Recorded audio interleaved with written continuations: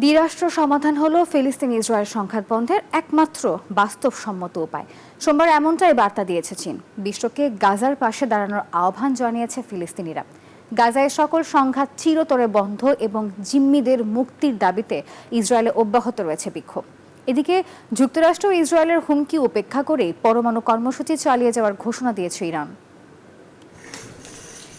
ফিলিস্তিনের গাজাকে যুক্তরাষ্ট্রের নিয়ন্ত্রণে নেয়ার পরিকল্পনা প্রকাশের পর থেকেই সম্পূর্ণ অনিশ্চয়তায় রয়েছে গাজাবাসীর ভবিষ্যৎ। কবে চূড়ান্তভাবে বন্ধ হবে ফিলিস্তিন ইসরায়েলের সংঘাত তাও অজানা।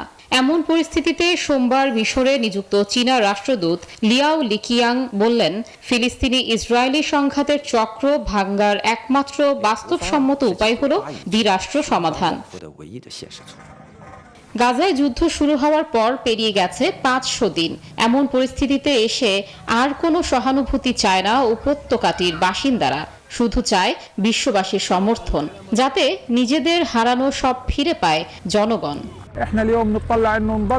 কেউই চায় না নিজেদের জীবন বাজেভাবে বদলে যাক। মিশর, আলজেরিয়া, টিউনিশিয়া বা মরক্কোর একজন সাধারণ নাগরিকের মতোই স্বাভাবিকভাবে জীবনযাপন করতে চাই। সৃষ্টিকর্তা আমাদের এই ভূমিতে সৃষ্টি করেছেন এবং আমাদের অধিকার রয়েছে, কিন্তু বিশ্ব আমাদের নিয়ে চিন্তা করে না কেন? ফিলিস্তিনের গাজায় এখনো আটক 73 জন জিম্মির মুক্তির দাবিতে সোমবারও ইসরায়েলের জেরুজালেম ও তেল আবিবে বিক্ষোভ করেছে হাজার হাজার মানুষ। এদিকে ইসরায়েল ও যুক্তরাষ্ট্রের হুমকি উপেক্ষা করে ইরান দিয়েছে পরমাণু কর্মসূচি চালিয়ে যাওয়ার ঘোষণা।